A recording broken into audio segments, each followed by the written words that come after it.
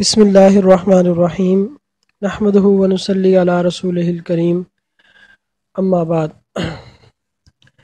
حضرت آپ نے جو غامدی صاحب کی ویڈیو بھیجی ہے اس کو میں نے سنا ہے۔ اس میں غامدی صاحب نے دو چیزیں بیان کی ہیں۔ ایک تو اس میں یہ انہوں نے بتایا ہے کہ سود کھانا اور لینا تو حرام ہے لیکن سود دینا حرام نہیں ہے، ایک چیز یہ ہے۔ اور دوسری چیز انہوں نے یہ کہا کہ جو استعمال والی چیزیں، یوزیبل چیزوں میں سود نہیں ہوتا۔ تو بنیادی طور پر یہ دو ہی باتیں تھیں ان کی۔ اس پہ میں تھوڑی سی کیونکہ ویڈیو میں بھی انہوں نے مختصر، غامدی صاحب نے اس پر گفتگو کی ہے، بات کی ہے، تو اس کا جواب میں بھی مختصر دیتا ہوں، ورنہ تو یہ کافی لمبا چوڑا ٹاپک ہے سود کے اعتبار سے، اور کافی اس میں طویل بحث ہے۔ اور جو لوگ اس میں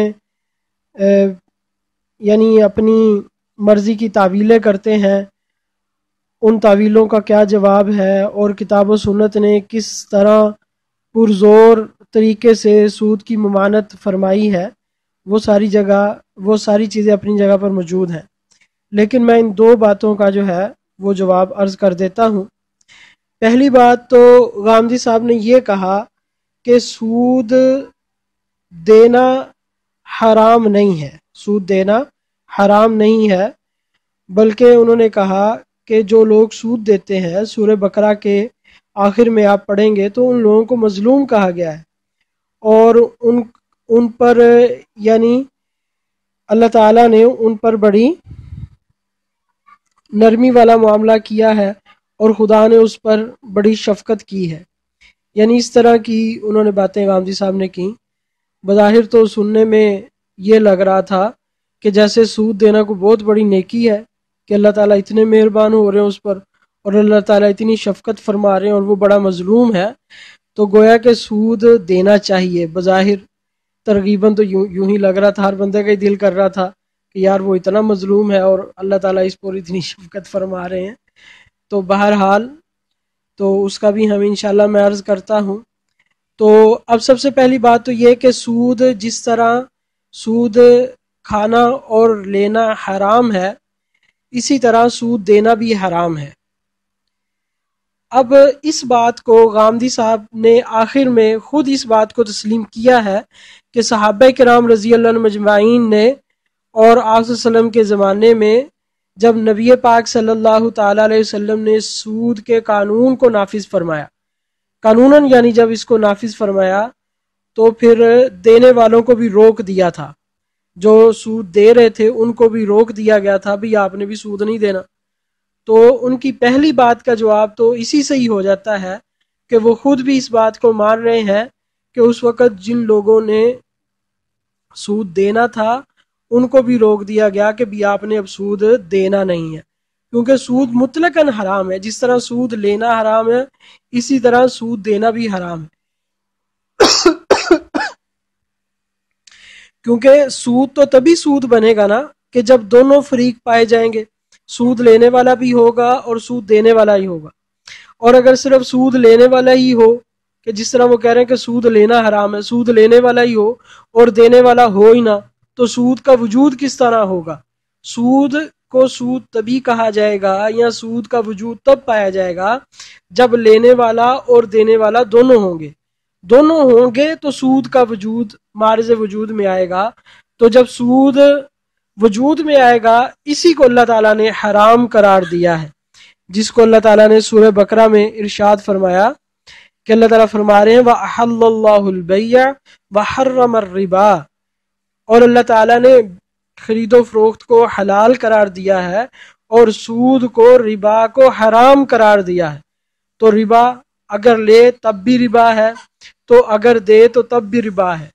تو دینے پر بھی ربا کا لفظ بولا جاتا ہے اور لینے پر بھی ربا کا لفظ بولا جاتا ہے۔ تو سود کا دینا بھی حرام ہے اور سود کا لینا بھی حرام ہے۔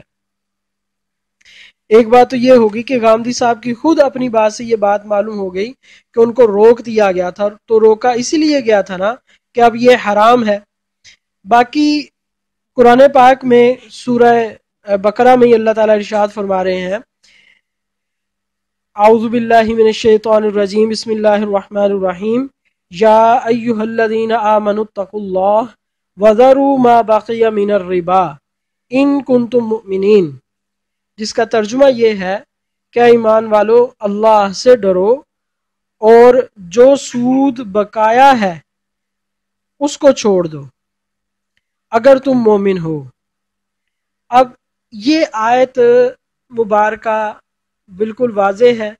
इसमें अल्लाह ताला फरमा रहे हैं जो सूद बाकी बचा हुआ है उस सूद को तुम छोड़ दो। अब इसमें दोनों चीजें आएंगी, जो लेना है वो भी छोड़ दो और जो देना है वो भी छोड़ दो। लेकिन अब अगर इस आयत का हम शान नुज़ूल देखें तो इससे बात बिल्कुल वाज़ेह हो जाती है कि इस आयत का शान नुज़ूल ये है कि मुसलमानों ने सूद देना था, सूद लेना नहीं था। गांधी साहब कह रहे हैं कि सूद देना हराम नहीं है, यहां मुसलमानों ने सूद देना था, क्योंकि जब तक सूद की हुर्मत नहीं आई थी तो पहले अरब में ये सूदी कारोबार चलता था और कबीले के कबीले एक दूसरे से सूद का मामला करते थे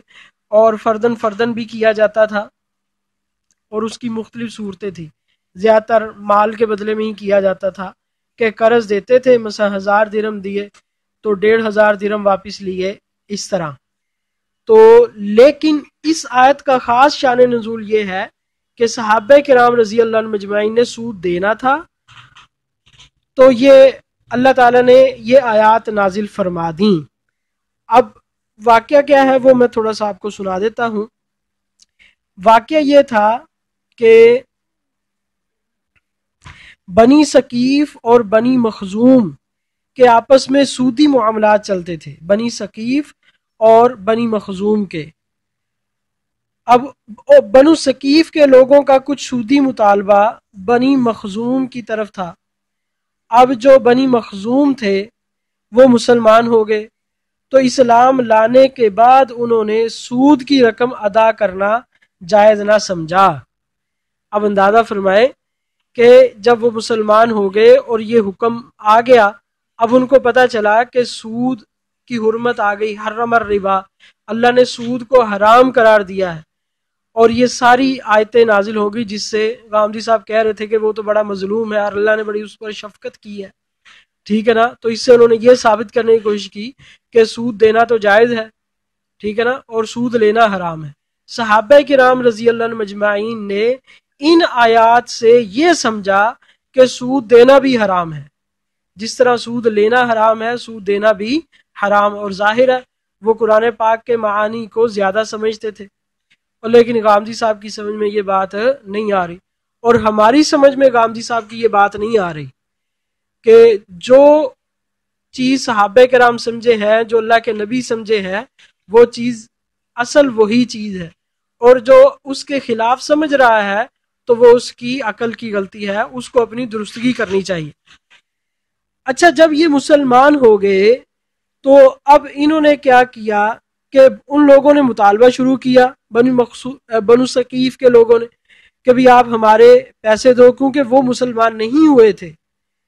लेकिन उनकी मुसालहत हो चुकी थी, मुसलमानों से सुलह थी और जंग बंदी के मामला सारे हुए थे, सुलह हुई थी। तो लेकिन उन्होंने मुतालबा किया कि आप हमें हमारे पैसे दो जो सूद के बनते हैं, जिस तरह मामला चल रहा था हुर्मत से पहले। तो अब इन्होंने कहा नहीं जी, अब तो सूद की हुर्मत आ गई है, तो जिस तरह सूद लेना हराम इस तरह सूद देना भी हराम। अब ये मामला जो था ना, ये मक्कातुल मुकर्रमा में पेश आया था। अब उस वक़्त मक्कातुल मुकर्रमा फतह हो चुका था, रसूल पाक सल्लल्लाहु ताला अलैहि वसल्लम की तरफ से मक्का के जो उस वक़्त अमीर थे वो हज़रत मुआज़ रज़ी अल्लाह ताला अन्हु, या एक दूसरी रवायत के मुताबिक इब्ने उसैद रज़ी अल्लाह ताला अन्हु थे। तो जब ये झगड़ा उनके सामने पेश आया कि मामला ये पेश आ रहा है और झगड़े की सूरत को इख्तियार न कर जाए, तो उन्होंने ये सारा मामला कज़िया आ हज़रत सल्लल्लाहु ताला अलैहि वसल्लम की खिदमत में लिख कर भेजा और हुक्म दरियाफ्त फरमाया कि या रसूलुल्लाह सल्लल्लाहु अलैहि वसल्लम, इस पर क्या हुक्म है, क्या किया जाए। मुसलमान जो हो चुके हैं अब वो सूद के पैसे देंगे या नहीं देंगे।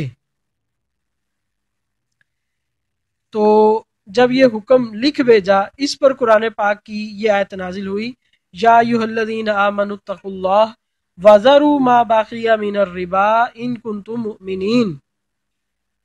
کہ اسلام میں داخل ہونے کے بعد سابقہ جتنے معاملات ہیں وہ ختم کر دیے جائیں،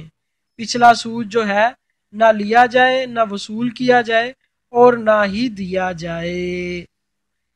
تو یہ ساری اس پر بالکل چیز واضح ہو جاتی ہے کہ جس طرح سود کا لینا حرام تھا، اسی آیت سے سود کا دینا بھی حرام ہو گیا۔ اس لیے نبی پاک صلی اللہ تعالی علیہ وسلم، وہ پھر آگے تفصیل آتی ہے کہ نبی پاک صلی اللہ علیہ وسلم نے صرف یہ نہیں کہ جو مسلمانوں نے سود دینے تھے وہی چھوڑے اور معاف کروائے، بلکہ آپ صلی اللہ تعالی علیہ وسلم نے اور مسلمانوں نے جو سود لینے تھے، سود کے پیسے لینے تھے، وہ بھی آپ صلی اللہ علیہ وسلم نے فرمایا، اعلان فرما دیا کہ اب یہ ختم ہے۔ اس میں ایک بہت زیادہ اور بہت بڑی رقم تھی جو حضرت عباس رضی اللہ تعالیٰ عنہ نے غیر مسلموں سے لینے تھے سود کے پیسے، تو آپ صلی اللہ تعالیٰ علیہ وسلم نے یہ اعلان فرما دیا، الا ان کل ربن کان فی الجاہلیۃ موضوع عنکم کلہ لکم رؤوس اموالکم لا تظلمون ولا تظلمون واول ربا موضوع ربا العباس ابن عبد المطلب کلہ۔ یہ ابن کثیر وغیرہ میں یہ الفاظ موجود ہیں کہ آپ صلی اللہ تعالیٰ علیہ وسلم نے فرمایا زمانہ جاہلیت میں جو سودی معاملات کیے گئے تھے سب کا سود چھوڑ دیا گیا ہے، اب ہر شخص کو اصل رقم ملے گی، سود کی زائد رقم نہ ملے گی، نہ تم زیادتی وصول کر کے کسی پر ظلم کرو اور نہ کوئی تم پر ظلم کرے گا، یعنی تمہارا اصل مال تم کو ملے گا، ایسا نہیں ہے کہ تمہارے اصل مال کی کٹوتی کر دی جائے۔ تو یہ اصل میں اس آیت کا اصل مطلب یہ تھا کہ تم نہ ظلم کرو نہ تم پر ظلم کیا جائے، اور غامدی صاحب اس کو اس معنی میں لے رہے تھے، یعنی تم ظلم نہ کرو کہ تم اب بھی سود کی رقم لے، تم پر ظلم نہ کیا جائے گا، یعنی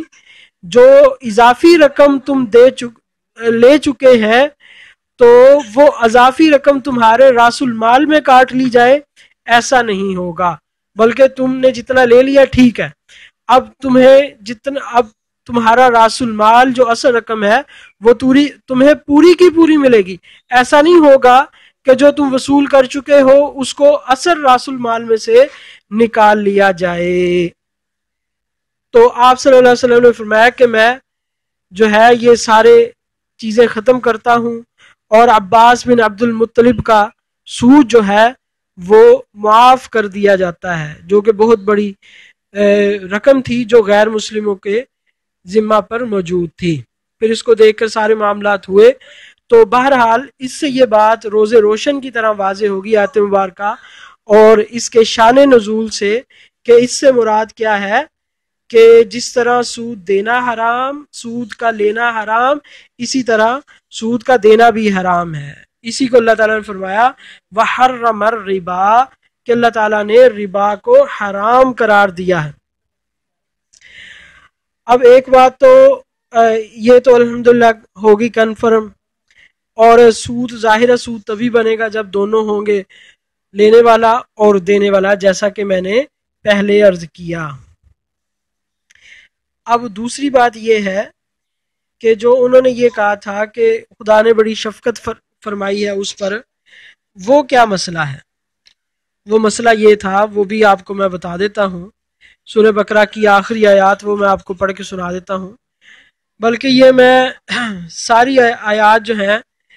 یہ تقریباً کچھ 6-7 آیتیں بنتی ہیں، اس میں اللہ تعالیٰ نے بالکل واضح فرمایا ہے اور سود کی حرمت کو بیان فرمایا، اور وعید بھی، سخت سے سخت وعیدیں بھی ارشاد فرمائیں، اور فرمایا کہ سود اگر باز نہیں آتے تو اس کا انجام کیا ہے، اور اللہ تعالیٰ سود کو ختم فرما دیں گے وغیرہ ذالکہ۔ لیکن وہ کیا بات تھی کہ جو شفقت والی بات ہے وہ ہے وَإِن كَانَ ذُو عُسْرَةٍ فَنَظِرَةٌ إِلَى مَيْسَرَةٍ وَأَن تَصَدَّقُوا خَيْرٌ لَكُمْ إِن كُنتُمْ تَعْلَمُونَ، کہ اگر وہ جس سے تم نے پیسے لینے ہیں، سودی قرضہ لینا تھا، اگر وہ تنگ دست ہے تو اس کو مہلت دو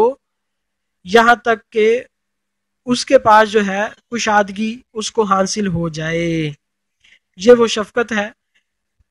وَأَن تَصَدَّقُوا، اور یہ کہ اگر تم صدقہ کر دو تو یہ تمہارے لیے بہتر ہے اگر تم جانتے ہو، جس صدقے کی وہ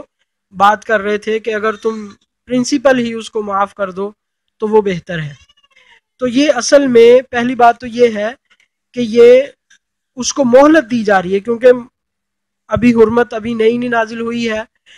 اور حرمت نازل ہوئی اور ہر بندے کے پاس فی الوقت جو ہے اس کے ادائیگی کی کوئی صورت نہیں ہوگی، تو اس لیے یہ چیز کی ترغیب دی گئی کہ فی الوقت اگر کسی کے پاس ادائیگی کے لیے مال نہیں ہے تو اس پر سختی نہ کی جائے، بلکہ اس کو موقع دیا جائے کہ وہ اس پر جب اللہ تعالیٰ آسانی کریں گے وہ راس المال اور پرنسپل ادا کر دے گا۔ ہاں، اور اگر تم سارے کا سارا معاف کر دو تو یہ بہت ہی بہتر ہے اگر تم جانتے ہو، دنیا میں بھی اس کا بدلہ اللہ تعالیٰ تمہیں عطا فرمائیں گے اور آخرت میں بھی اس کا بدلہ عطا فرمائیں گے۔ اب یہ جو شفقت فرمائی ہے یہ اس وقت کے لوگوں کے لیے شفقت تھی کہ بھئی ان پر تنگی نہ کی جائے جن سے تم نے قرضہ وصول کرنا ہے۔ اس کا یہ مطلب ہرگز نہیں کہ اب قیامت کی حرمت نازل ہونے کے بعد بھی اور جو سودی معاملات کرتا رہے پھر اس پر شفقت اللہ تعالیٰ کی طرف سے آئے گی، اس پر شفقت نہیں ہے، بلکہ حرمت نازل ہونے کے بعد جو شخص اس طرح کرے گا ومن عادا فاولئک اصحاب النار هم فیہا خالدون، اب جو دوبارہ اس طرح کرے گا لوٹ آئے گا تو وہ اللہ تعالیٰ فرما رہے ہیں فاولئک اصحاب النار، یہ دوزخی ہیں، ہم فیہا خالدون، اور یہ اس دوزخ میں ہمیشہ رہیں گے۔ تو یہ شفقت جو تھی یہ اس وقت کے لوگوں پر تھی کہ ان کے ساتھ یہ معاملہ کیا جائے۔ ایک بات یہ ہو گئی، اور اس میں یہ بات بھی انہوں نے کی کہ بھئی کسی مجبوری میں قرض لینا پڑتا ہے سود پر، تو سود لینے والا جو ہے وہ جو مال لیتا ہے وہ تو اپنی کمائی میں سے اس کو دے رہا ہوتا ہے، تو بھئی اپنی کمائی میں سے دینا تو اگر جائز طریقے سے، وہ پہلی بات تو یہ کہ وہ کمائی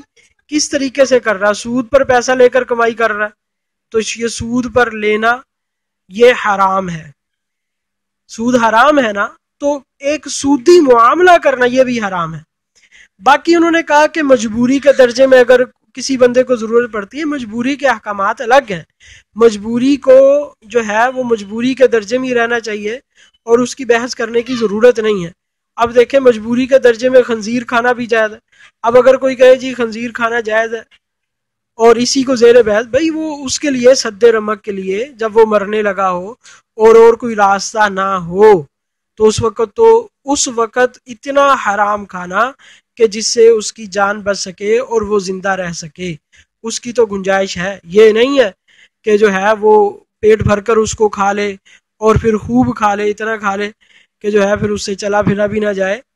تو ایسی بات نہیں ہے، اس کے لیے بھی اتنی ہی گنجائش ہے کہ جس سے وہ حلال تک پہنچ سکے۔ تو اس لیے اس کی بات کرنا کہ کوئی ضرورت مند حاجت مند ہو وہ ایک الگ کیٹاگری میں آتا ہے، لیکن آج کل جتنے معاملات ہو رہے ہیں اس بات سے تو عام لوگوں کے ذہن میں یہ بات آتی ہے کہ بھائی سود دینا جو ہے وہ حرام نہیں ہے، بینکوں سے سود لے لیا جائے اور سودی معاملات کیے جائیں۔ آج کل اکثر لوگ جو سودی معاملات کرتے ہیں وہ وہی لوگ کرتے ہیں جو پہلے سے ہی مالدار ہوتے ہیں۔ اب بینکوں سے قرضے کون لوگ لیتے ہیں؟ جو پہلے ہی مالدار ہیں۔ غریب آدمی تو بینک کے اندر داخل ہی نہیں ہو سکتا، چاہے جا کے بینک سے قرضہ لینا ہو۔ بینک سے قرضہ لینے کے لیے اس کو اپنی سٹیٹمنٹ شو کرنی پڑتی ہے، اس کو اپنی پراپرٹی شو کرنی پڑتی ہے۔ یہ کیسے ضرورت مند ہے کہ جن کا کروڑوں کا کاروبار ہے اور وہ اپنے اربوں میں کاروبار کرنے کے لیے وہ سودی معاملات لے رہے ہیں، اور یہ گاندھی صاحب کہہ رہے ہیں بھی دینا جائز ہے اور لینا جائز نہیں ہے، تو ایسی قطعاً کوئی بات نہیں ہے۔ تو یہ اس کے متعلق تو یہ بات ہوگی۔ پھر دوسری بات انہوں نے کی تھی کہ یوزیبل چیزوں میں سود نہیں ہے، یہ بھی قابل تفصیل بات ہے۔ یوزیبل چیزوں میں مراد کیا ہے؟ اگر تو یہ مراد ہے کہ گھر کرائے پہ لینا یا کوئی گاڑی کرائے پر لینا یا اس طرح مشینری وغیرہ کرائے پر لینا، تو اس طرح تو واقعی وہ تو کرائے پر وہ وہ تو سود میں نہیں آتا، کرائے کی جو چیزیں ہیں. لیکن یہ نہیں ہے کہ صرف مال میں ہی سود ہے، بلکہ اور بہت ساری چیزیں ہیں جس میں سود ہے. مثال کے طور میں نبی پاک صلی اللہ علیہ وسلم نے ارشاد فرمایا، ایک حدیث ہے کہ سونے کے بدلے میں، چاندی چاندی کے بدلے میں، گیہوں گیہوں کے بدلے میں، جو کے بدلے میں، کھجور کھجور کے بدلے میں، اور انگور انگور کے بدلے میں، یہ بالکل برابر سرابر ہو اور ہاتھ بہاتھ ہو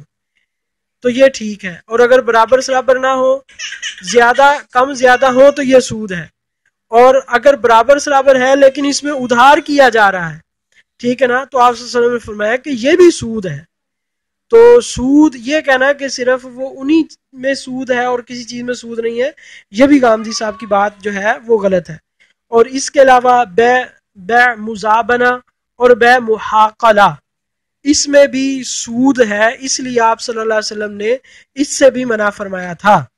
بیع مزابنہ کسے کہتے تھے؟ کہ جو پھل پکے ہوئے درختوں میں لگتے ہیں، جو ابھی یعنی پکنے کے قریب ہوتے ہیں، ان پھلوں کی بیع پکے ہوئے پھلوں کے ساتھ اندازن کرنا کہ بھئی اس درخت میں تقریباً 1 من پھل لگا ہوا ہے اور میرے پاس 1 من پھل تیار ہے، تو تم اس کے بدلے میں مجھ سے لے لو، ٹھیک ہے نا. تو اس بیع کو بھی آپ صلی اللہ علیہ وسلم نے فرمایا کہ یہ بھی سود ہے. اور بیع محاقلہ یعنی کھیتی ہیں جو پکنے کے قریب پکی ہوتی ہیں، چنے وغیرہ یا دوسری چیزیں، اس کے ساتھ بیع کرنا جو چیزیں پہلے سے ہی تیار ہیں، چھانی ہوئی ہیں، چنے صاف کی ہوئی ہیں، کھیتیاں صاف کی ہوئی ہیں، اس کے ساتھ اندازن اس کو بیچ دینا کہ اس میں بھی کمی اور بیشی کا جو ہے وہ احتمال رہتا ہے. تو اس لیے آپ صلی اللہ علیہ وسلم نے اس کو بھی منع فرما دیا. تو یہ کہنا کہ اس کے علاوہ یوزیبل چیزوں میں یا اور کسی چیز میں سود نہیں ہے، یہ بھی بات جو ہے یہ ان کی درست نہیں ہے. بہت ساری احادیث میں ان چیزوں کا تذکرہ ملتا ہے جو میں نے خلاصتاً آپ کو عرض کر دی گئی.